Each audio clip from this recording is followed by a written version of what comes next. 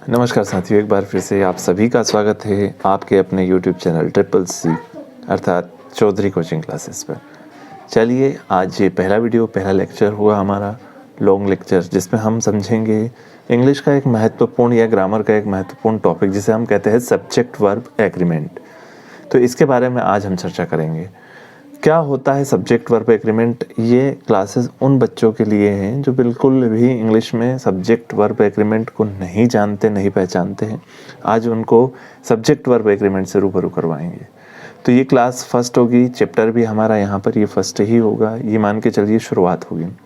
अगर आप लोग इस वीडियो पर कमेंट करते हैं कि पूरा सब्जेक्ट वर्ब एग्रीमेंट कंप्लीट करवाइए, तो मैं बिल्कुल पूरा सब्जेक्ट वर्ब एग्रीमेंट का इस पर कंप्लीट करवाऊँगा। फ़िलहाल हम ज़्यादा इधर उधर की बातें ना करते हुए सीधा टॉपिक पे आते हैं, मुद्दे पे आते हैं। Subject verb agreement. साथियों, सब्जेक्ट का अर्थ होता है कर्ता, यानी किसी भी काम को करने वाला। वर्ब होती है यहाँ पर क्रिया, और एग्रीमेंट का अर्थ होता है यहाँ पर किसी भी इन दोनों के बीच का जो संबंध होगा, या फिर हम कह लें कि इनके बीच जिस प्रकार हमने एक यहाँ पर एक लिख के समझाया है कि सब्जेक्ट वर्ब एग्रीमेंट क्या होता है, आइए समझते हैं। तो यहीं से समझते हैं अपन डायरेक्टली कि जिस प्रकार आप कोई वस्तु खरीदते हैं, माना हमने मकान खरीद लिया, तो मकान खरीदते हैं तो यहाँ पर दो व्यक्ति होते हैं, एक लेने वाला होता है और दूसरा होता है देने वाला। दूसरा क्या होता है? देने वाला। तो देने वाला होता है, तो इन लेने वाले और देने वाले व्यक्तियों के बीच में एक एग्रीमेंट होता है कि नहीं होता है? तो बस कुछ इसी प्रकार से हम भी सब्जेक्ट और वर्ब के बीच के एग्रीमेंट को देखेंगे, और इसी कारण इसका नाम भी पड़ा है सब्जेक्ट वर्ब एग्रीमेंट। भाई, लेने वाले भी कुछ शर्तें रखेंगे, टर्म्स एंड कंडीशंस रखेगा, देने वाला भी कुछ टर्म्स एंड कंडीशंस रखेगा यहाँ पर। तो बस उन्हीं टर्म्स एंड कंडीशंस को हम एग्रीमेंट कह देते हैं। ऐसा ही हमारा सब्जेक्ट वर्ब एग्रीमेंट में भी सब्जेक्ट और वर्ब के बीच जो एग्रीमेंट होगा वो रूल्स के माध्यम से होगा कि जब सब्जेक्ट ये होगा तो वर्ब क्या आएगी, या वर्ब ये होगी तो सब्जेक्ट क्या लगेगा। बस उसी के एग्रीमेंट को हमने यहाँ पर क्या कह दिया? Subject verb agreement. तो आई होप यहाँ तक आप लोगों को पिक्चर क्लियर हो गई होगी। आगे बढ़ते हैं। इसमें दो वर्ड आए हैं, सब्जेक्ट आया है, वर्ब आया है। तो अब थोड़ा सा हम वर्ब को समझते हैं। वर्ब होती क्या है? देखिए, वर्ब जिसे हम कहते हैं क्रिया काम। अगर हमें कोई भी काम करना होगा तो हाथ पैर हिलाने होंगे। ऑब्वियसली हमें नहाना होगा तब भी हमें हाथ पैर हिलाना होगा, चलना होगा तब भी हमें हाथ पैर हिलाने होंगे, या फिर मैं कहूँ कि हमें कूदना होगा तब भी हमें हाथ पैर हिलाने होंगे। यानी कोई ना कोई एक्शन हो रहा होगा। अर्थात काम जिसमें एक्शन हो वो सभी वर्ब के अंदर आते हैं, और इन्हें मेन वर्ब यानी मुख्य क्रिया भी कहते हैं। जैसे यहाँ पर कुछ उदाहरण हैं। एग्जाम्पल के तौर पर write, speak, throw, open, close.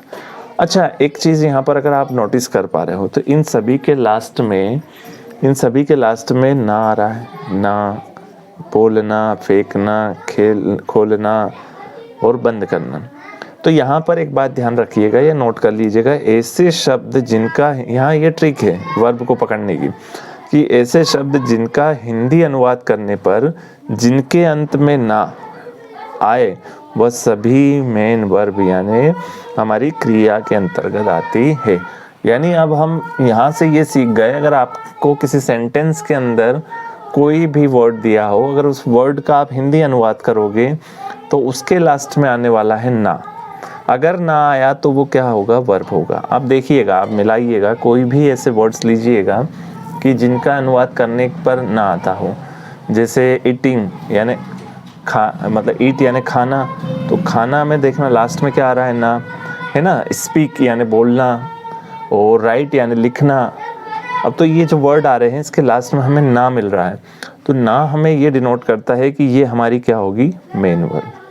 तो आई होप मुझे यहाँ तक लग रहा है कि आप लोगों को अच्छे से समझ में आ चुका होगा। बढ़ते हैं हम अगले, जो कि हमारा क्या है? सब्जेक्ट। अभी हमने वर्ब सीख ली है, अब दूसरा हम समझेंगे सब्जेक्ट के बारे में, क्योंकि इसे भी समझना ज़रूरी है, क्योंकि इसके अंदर हमें दोनों के बीच में एग्रीमेंट करवाना है। तो वर्ब हमने समझ ली है, पहचानना समझ लिया है कि कैसे वर्ब को पहचानना है। और कैसे सब्जेक्ट को पहचानना है ये भी हमें समझना होगा। तो यहाँ पर थोड़ा सा समय ज़्यादा हो रहा है, इस कारण आपको नेक्स्ट पार्ट में मैं सब्जेक्ट को समझाऊंगा, क्योंकि मैं नहीं चाहता कि आपको वीडियोस लंबे लंबे मिले, लॉन्ग वीडियोस मिले। इसलिए मैं शॉर्ट वीडियोस आपको प्रोवाइड करवाऊंगा। आप कंटिन्यू बने रहे इस चैनल पर आए, और मैं ये आपसे वादा भी करता हूँ कि बिल्कुल आप लोगों को सब्जेक्ट वर्ब एग्रीमेंट पूरा कंप्लीट पढ़ाऊँगा। अगर वीडियो अच्छा लगा हो तो लाइक करें, और अगर चैनल पर नए हो तो सब्सक्राइब करें। मिलते हैं आपसे नेक्स्ट वीडियो में, तब तक के लिए जय हिंद, जय भारत।